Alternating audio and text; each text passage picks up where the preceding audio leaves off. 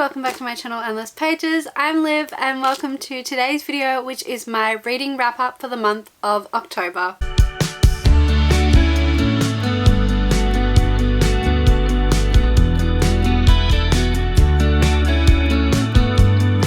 It is time to talk about all the books I read in the month of October. I read 7 books in October, which is wild. Like, I'm so happy with myself. I just had the most amazing reading month, so I'm really happy with that number. I have not had a reading month like that in a while, so it was great. All I wanted to do all month was read, which was fantastic. I read 7 books, like I just said, and I only read one spooky book, which was such a disappointment. I wanted to read a bunch of spooky books, but honestly, the mood read kind of took over this month as per usual, and I was on such a good momentum that I didn't want to fuck it up. So I only have one spooky book to talk about, which is sad, but better than 0. Let's just jump into it. The first book I finished in October was King's Rising by C.S. Beckett. This is the 3rd and final book in the Captive Prince trilogy. Obviously, I can't say too much about this book because it is the 3rd and final book in the series. So what I'm gonna say is that 5 stars. Absolutely fucking adored this book. Again, I've said this a million times. I cannot explain how shocked I am that I absolutely adored this book. This is now one of my favorite like ships ever, like ever that I've ever read.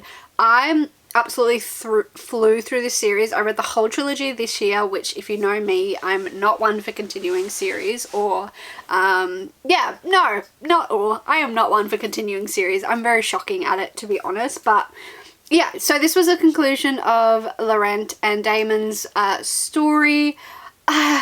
What can I say without spoiling this? I was like on the edge of my seat this whole book. In her other series, C.S. Beckett also has this same kind of tension throughout this book of kind of this big secret that you're just you never know when it's gonna drop. So you have this tension throughout the whole book. We're waiting for this secret and this news to kind of drop, and for some of our characters to realize what's actually going on here. So you're just like so tense reading this whole book.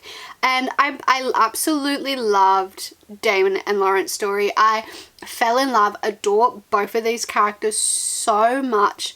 I love their growth. I love the dynamic of their relationship. And it's just a really interesting dynamic, and I just love these 2 guys so much, and I'm so devastated that I'm finished this series because I want more. Like, I was really happy with where the series finished. Like, I cried at the end, alright? I was crying. I'm really happy with where this series finished, and I feel like it was very true to them. And it was just such a Damon and Laurent way to finish the story. Sweet, but so them at the same time. I know that doesn't make sense if you haven't read the books, but I love these 2 characters so much. Like, especially Laurent. I love his character. He was such an interesting character to get to know, and to get to see his kind of walls drop and get to know him, like the true him. And I love this whole series. The political element of this series I loved as well. I love a good political element in terms of like planning and plotting and politics, and I just absolutely adored that. And I absolutely adored this book. It had me stressing from start to finish, but I absolutely love it. 5 stars. This is now one of my favorite series, and I am so depressed that I'm done and I will never hear from Damon and Laurent again, which is just devastating. Absolutely devastating. The next 2 books I'm going to go a little bit out of reading order just because they're book 2 and 3 in a series, so I thought it would make sense to talk about them together. So that is Legendary and Finale by Stephanie Garber. So book 2 and 3 in the Caravel series. So you probably heard me say this a million times. This will be the last time I say it, I promise. So I read Caravel years ago. Can't really remember how long ago. I think I read it at 5 stars. Don't know if I'd rate it 5 stars today, but I did at the time. And then I have attempted to continue on with Legendary over the years, maybe 5 or 6 times, both physically and in audio, and I could never seem to get into it. I then put it on my shelf destruct list. So I wanted to read it and give it a go before I unhauled it. So I finally continued on with the series and listened to the audio of Legendary. If you don't know, really quickly, the plot of the first book is you follow two sisters who get involved in this kind of game, this traveling game called Caravel, that just goes from location to location, and it's a game where Legend is kind of the master of the game. He creates this game, and you have to kind of spend like a week or so, I'm not explaining this well, following clues and interacting with the actors in the game, and there's always kind of a different storyline each game, and you win the game, you win a prize, basically. So two sisters get involved in this game, and it was a good time. So book one is one sister's perspective. This book is the other sister's perspective. So I really enjoyed this book. Like, I had a lot of fun with it. I feel like I did something that I don't normally do with books, is where I just kind of switch my brain off and have fun. I feel like normally I'm a little bit more critical of books, but this one I went with the vibes and had a good time. I really liked the plot of Caravel. It's really interesting, and there's a lot of good love interest in this book. I really like the character's perspective, Tella, that we read from in this book, and her love interest, kind of. I think the banter's really cute and the chemistry, and I just love watching these characters follow clues, you know, and there's that element of the love interest. Are they acting? Are they not? Like, it's really hard to tell in some points. So I just had a really good time with this. It's fun. I liked that we had another game of Caravel. I think that was really fun. I think I also liked this book because of the perspective change. Like I just said, in the first book we follow two sisters who play the game, and this book we're kind of following Tella, who, how do I say this without spoiling, was involved in the game in a different way from her sister. So we kind of, I like that we are dealing with the consequences of Tella's actions in the first book. We didn't get her perspective in the first book, but we are now. And we're watching Tella play the game while dealing with the consequences of what happened in the first game. So she's kind of juggling the two, which is good, trying to play the game, but also dealing with the effects without telling certain people. So she's kind of being pulled in a lot of different directions, and I liked watching her try to keep on top of it, balance it all, deal with the consequences, but still play the current game of Caravel. And then I listened to the audio of Finale, which is the third and final book in the trilogy, and I did not like this one at all. So a complete shift from Legendary. I wasn't able to switch my brain off and have fun with this one. I think it just felt so flat, and it was just such a cheesy ending. I know it's kind of YA-ish, so a cheesy ending, like, you know, it's not that shocking. But I just feel like without the structure of the characters playing the game of Caravel, this book kind of fell apart. And I think that was what I was enjoying most about this book, was them playing the game. Without the game, my enjoyment kind of left. There is still a plot in this book, and I just feel like this book was only made to set up her other series. That's what I was thinking, because I know there's a certain character in this book that appears in her other series, Once Upon a Broken Heart, I want to say it's called. So I just feel like this book just existed to set that up, to set that character up, to be honest. And yeah, I felt without the game, I thought it wasn't a good book. It was very, yeah, it was very meh. So I've had such a mixed experience with this series. Caravel, I think I gave 5 stars. I ended up giving Legendary 4 stars because I just had such a fun time with it. And then Finale, I ended up giving 3 stars. So yeah, it obviously went down in star rating as I continued on with this series.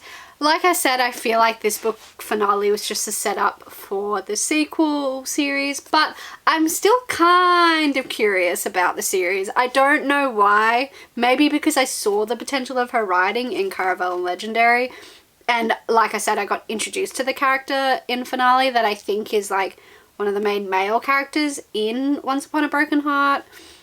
Do I think I like that series? I actually genuinely have no idea.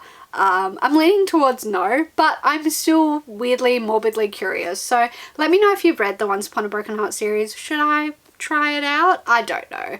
Yeah, so that was my thoughts on Legendary and Finale. So going back into reading order, next I read Daughter of the Moon Goddess by Su Lin Tan. I actually audiobooked this. I forgot to say at the start of this video, I think this month was the most audiobooks I've ever read in a month. So I listened to 1, 2, 3, 4, 5 out of 7 books were audio.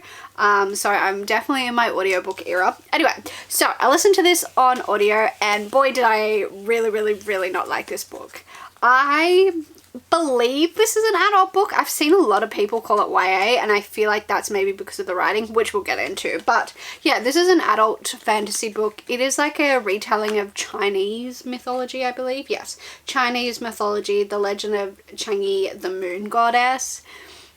This was so disappointing. When I read the blurb of this book, I thought it was going to be quite like a unique storyline. So basically we follow the daughter of the moon goddess who is living on the moon with her mother, and her mother's in exile and her mother's been hiding her and she didn't quite realize that, and then secret gets out that her mother has had a child which she should not have had, and yeah, the daughter then has to make her way to the celestial kingdom in disguise, and she trains to be this kind of warrior, and then she goes on a quest to kind of win her mother's freedom.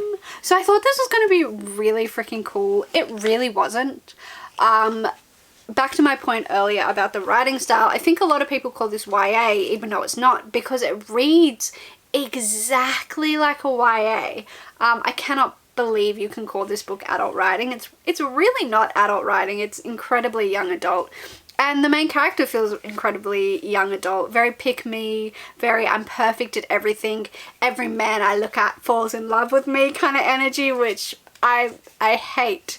Absolutely hate. Yeah, I'm perfect at everything I touch is perfect, everyone loves me that's male, all the women are jealous of me, you know, like that kind of vibe and energy, which yeah, I do not appreciate in a book. My other big beef with this book is how disjointed the story felt, like so disjointed. I did not feel like it had a nice like flow to it. So there's a lot of time jumps in this book. So many time jumps. You just finish a chapter and then it'll be like, it's 10 years later. I'm like, whoa, whoa, whoa. You can't just skip that. Address it. What happened in those 10 years?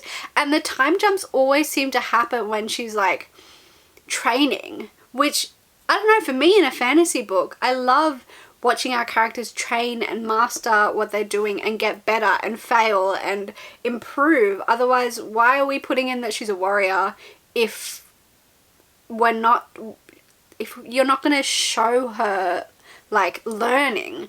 Because she wasn't a warrior at the start of the book, so you can't be like, I was born a warrior. She's not. She becomes a warrior throughout this book, so show that. They just skip it and all of a sudden she's like, I'm perfect and amazing and the best archer that there ever was. And you're like, whoa, but you just skipped all of that. It was like you didn't want to write the scene, so you skipped it. Now it's 10 years later. So it's very disjointed. There's no flow to the story. I don't feel like I made a connection with the character because I'm not seeing her mature. I'm not seeing her age. I'm skipping that. The time jumps happen so frequently as well. I feel like there's way too many time jumps in this book, which is my other problem. They were so frequent.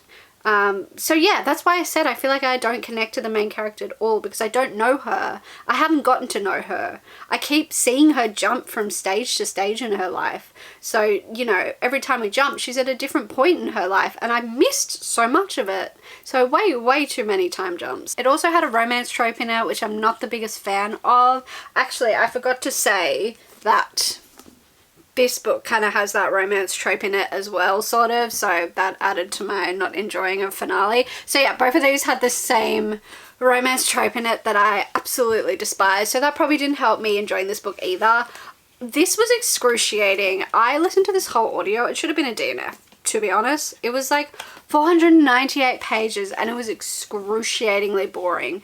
Excruciatingly boring. I hated every minute of this book. I really genuinely did. I'm so disappointed because I thought it was going to be such a unique and beautiful read. From what I can gather, reviews make it sound like it's beautiful writing and it's just, it's really not. So I ended up giving this book 3 stars, which I think might be generous, to be honest. I'm very tempted to push it back down to 2, but I'm undecided at this point. I'm so disappointed in this book. I thought it was really quite bad. So I'm quite disappointed because this edition that I have is absolutely fucking stunning. Like, it's the most beautiful cover, but I don't want this book in my collection. I definitely think I will unhaul it, which is so disappointing because it's so beautiful to look at. I just realized I've been completely lying to you. I actually read 8 books in October.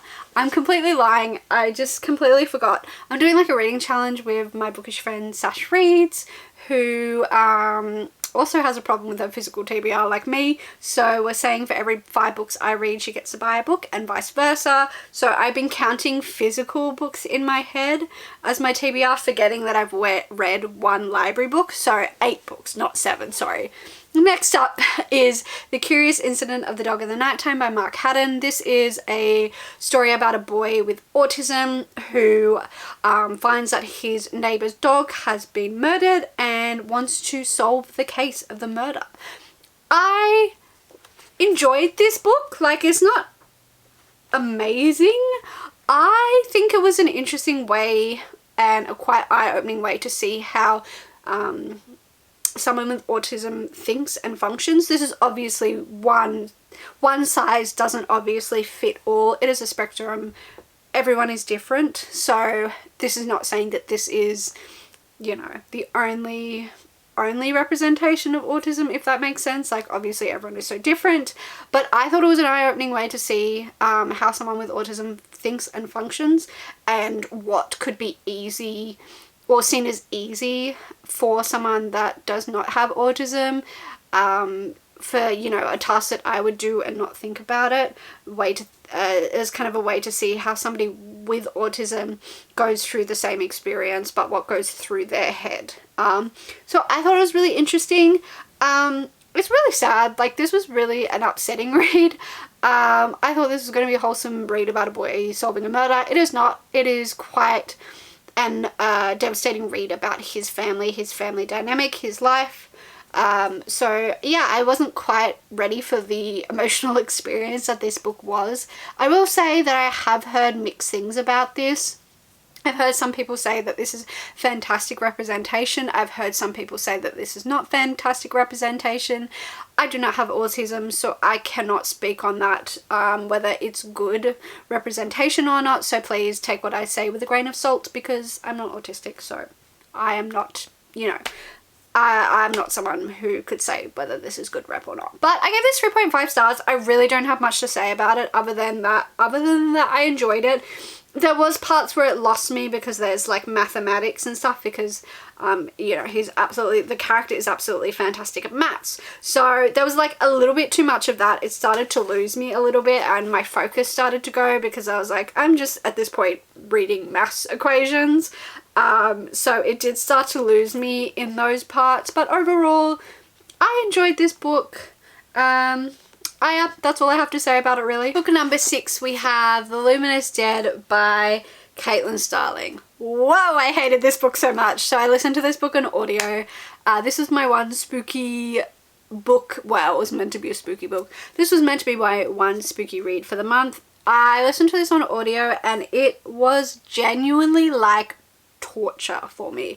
I cannot tell you how much I hated this book. This was excruciatingly boring.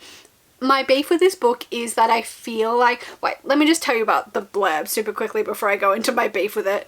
I feel like our main character, who, I don't even know how to describe this. She kind of like does climbing through like mining planets and stuff like that. She has had her body like genetically modified to fit into this suit so that she can go on this really big mission that has a really big payout, but she hasn't been super honest with her experience and resume to get on this mission. And we have a woman called M who is on the radio leading her through this expedition, but everything's not really as it seems. There's some things that are not quite right. The fact that there's only one person leading her through rather than a team, and yeah, that's all I'm going to say about the blurb, because I'm already sick of talking about this book because I hate it.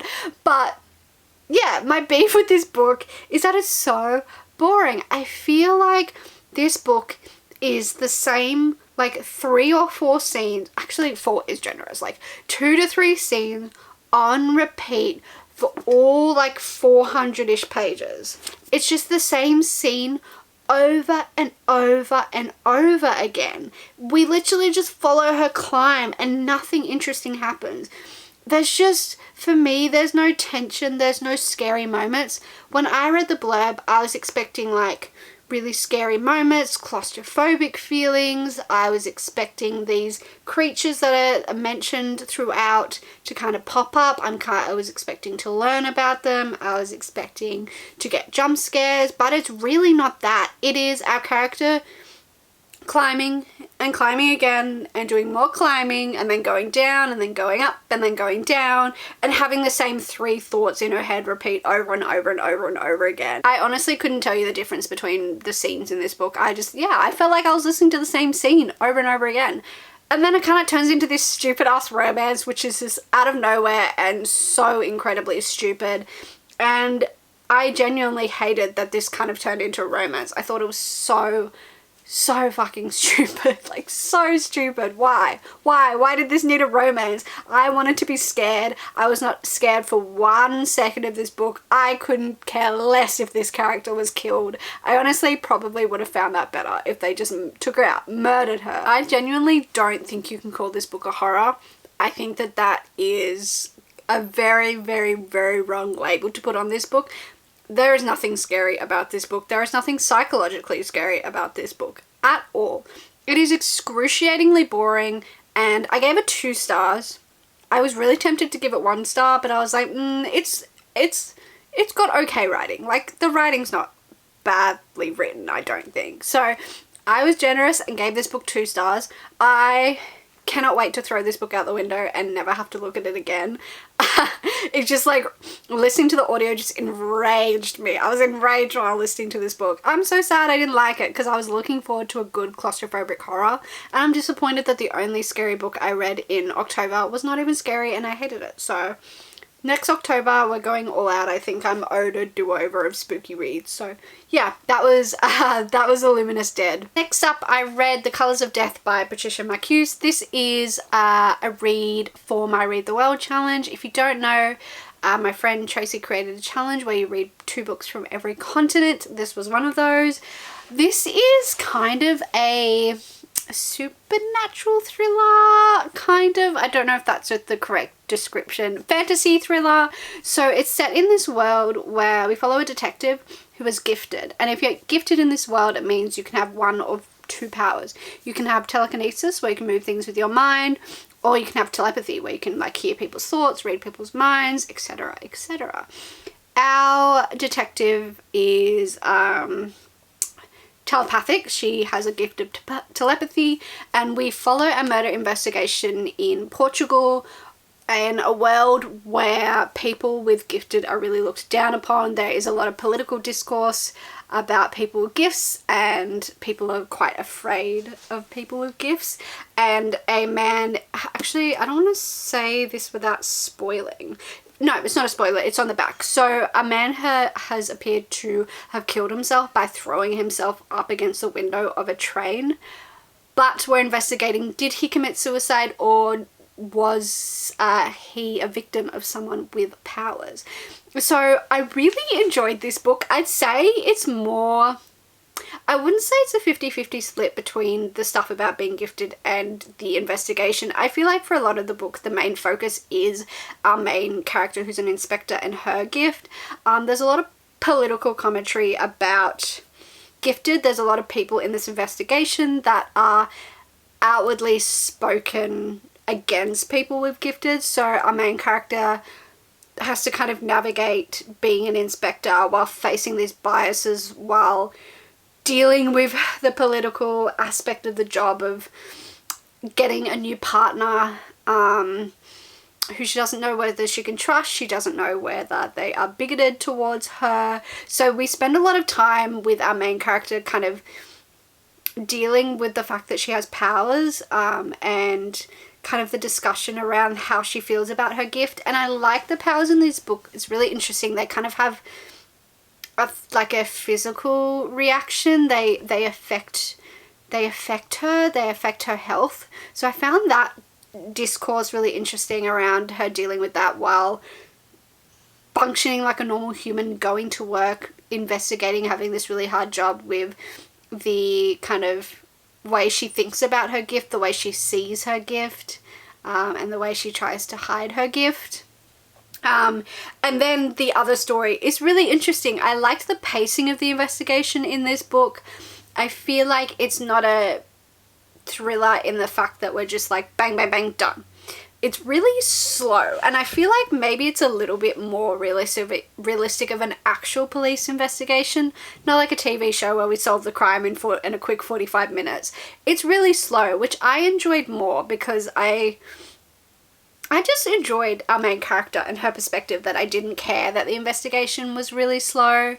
But then again, like I said, it feels like more realistic investigation. It's not like, oh wow, we discovered this amazing huge clue, the case is solved. It's like, here's the hours and hours of police work that have to go into solving this investigation, looking through paperwork, watching surveillance feed, having unsuccessful interviews. So I really enjoyed that. I liked how this investigation wrapped up. I found the reveal very satisfying, and I liked seeing all the pieces come together so well with our kind of group of involved, suspicious people. And I really enjoyed this book. I had a really good time with it. I literally spent all month reading it because I just kept reading other books, so I'm glad that that didn't kind of ruin my enjoyment of this book, because I was having such big gaps between reading this book, to be honest. But it didn't ruin my enjoyment of it. I ended up giving this 4 stars. This was a solid read. Next up, I listened to The Silence Project by Carol Haley. I got this book as an ARC years ago, and I finally got around to it. I'm so fucking glad I did. I ate this book up. So I listened to this on audio. The narrator is fantastic, by the way. I loved the audiobook. This is about a woman called Rachel from Chorlton, England.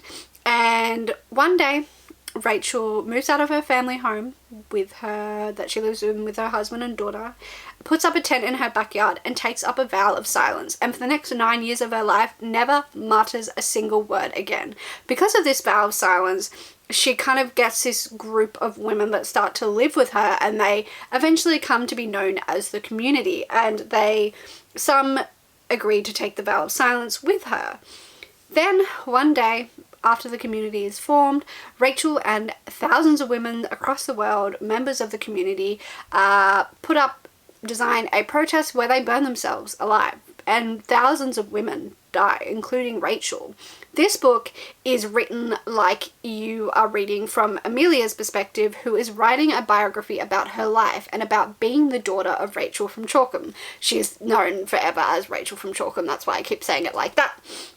So it's kind of, the blurb kind of says it's Amelia getting her own voice back and coming out from the shadow of being Rachel from Chorlton's daughter. So we follow the story of Amelia from Amelia and Rachel. So we start with the day that Rachel first stops talking, right up until modern times in Amelia's life, dealing with the after effects and what her life looks like now. She'll forever be known as Rachel from Chorlton's daughter. She'll always be known for that, and what her mother did will always shape her life. So this book is so fascinating. It's kind of like a culty element in the community. I spent lots of the book flip-flopping between, do I think it's a cult now? Do I think that was the intention when it started? Because you kind of see why throughout this book I just flip-flop back and forth again between hating Rachel, liking Rachel, hating the community, and liking the community. Rachel's whole point of taking a vow of silence is that people aren't listening to each other.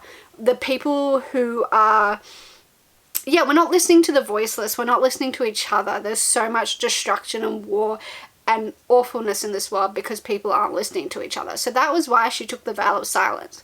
And you can kind of see where she's coming from. You can kind of see why she feels the need to do this, because of the state of the world. She's obsessed with like disasters and you know, humanitarian crises and all that kind of stuff. And you can see how that can get to a person constantly seeing the awful state of the world. And you can also see why the community is such a good thing, because it just kind of turns into such a safe space for women, and you can kind of see why that would be so powerful. But then you flip back and see what the vow of silence did to Amelia, Rachel's daughter. Rachel never spoke to her daughter ever again. Like, can you imagine that? Your mum just completely, like, your mum is living in your backyard, she's still there, but she's not talking to you. Yeah, and Rachel stops talking on Amelia's 13th birthday, so she is just a teenager when she stops talking. And you read Amelia's kind of stages of the relationship with her mother, and there's times where you're so mad at Rachel for the kind of emotional damage that she's done to her daughter, but then there's times where you see Amelia kind of get through that and start to understand why Rachel needed to do that. And then, yeah, so I spent this whole book kind of flip-flopping back and forth, and is the community, what would the world be better off without the community, or did it do some good?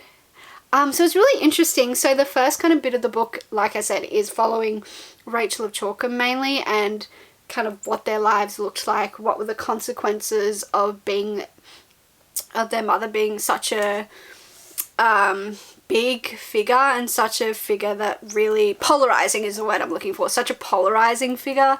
And you see why a community was necessary, why men felt so threatened by this safe space for women. Which was an interesting angle. And then you follow Amelia's life after the burning protest, and what that did to Amelia's self-esteem, what that did to her career, what that did to her life. And you follow the community as it has changed and evolved since the death of Rachel. And a lot of the second half of this book, you follow members of the community in the Congo who are giving aid.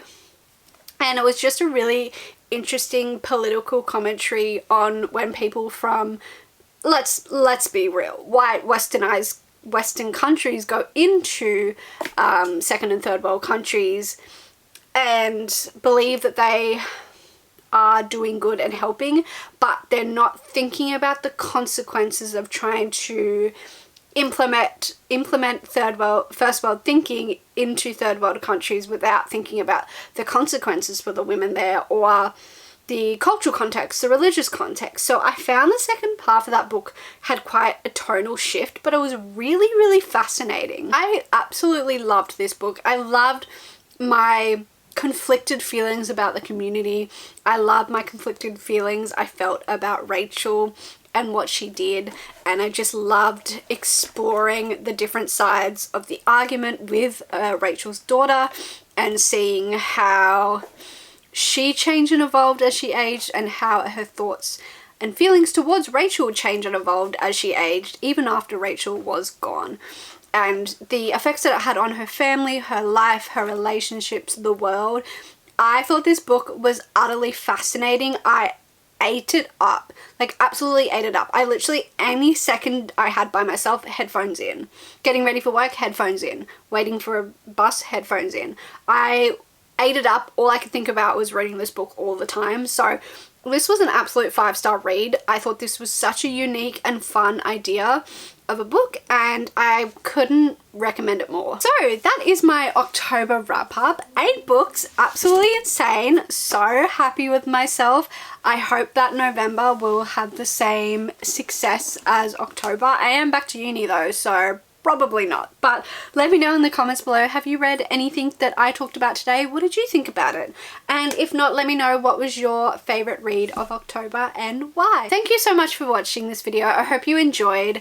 I am aiming to post a video a week. That is my aim. I'm putting it in this video, so I will be held accountable. I have tried doing a YouTube comeback about 16 times this year and been unsuccessful every single time. So I will see you hopefully in a week for another video. Give this video a like if you enjoyed, subscribe if you would like to see more of my content, as I am planning to post regularly, and I will see you in whatever the hell I post next. Bye!